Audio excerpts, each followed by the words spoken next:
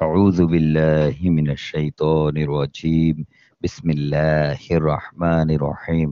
শুরু করছি মহান রাব্বুল আলামিনের নামে, যিনি বড়ই মেহেরবান এবং পরম দয়ালু। অবশ্যই আমি তোমাকে ৭ আয়াত বিশিষ্ট সূরা দিয়েছি, যা নামাজের ভেতরে ও বাইরে বারবার পঠিত হয়।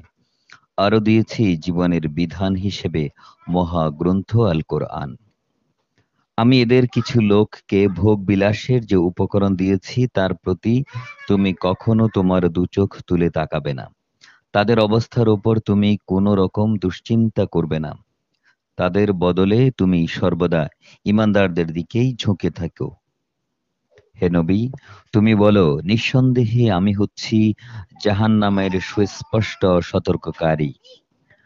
যারা বিভিন্ন দল উপদলে বিভক্ত, তাদের উপরও আমি এভাবে কিতাব নাজিল করেছিলাম। এরা হচ্ছে সেসব লোক যারা কোরআনকে টুকরো টুকরো করে দিয়েছিল। হে নবী, তোমার মালিকের শপথ, আমি ওদের অবশ্যই প্রশ্ন করব সেসব বিষয়ে যা কিছু আচরণ তারা কোরআনের সাথে করেছে। অতএব তোমাকে যে আদেশ দেয়া হয়েছে তুমি তা খোলাখুলি বলে দাও। যারা আল্লাহর সাথে শরিক করে তুমি তাদের উপেক্ষা করো। এই বিদ্রূপকারী ব্যক্তিদের মোকাবেলায় আমি তোমার জন্যে যথেষ্ট।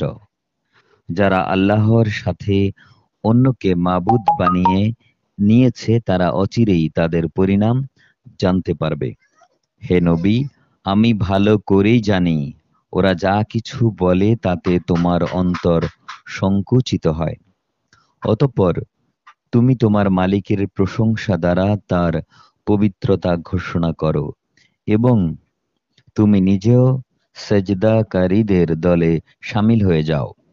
হে নবী, যতক্ষণ পর্যন্ত তোমার কাছে মৃত্যুর নিশ্চিত ঘটনাটি না আসবে ততক্ষণ পর্যন্ত তুমি তোমার মালিকের ইবাদত করতে থাকো।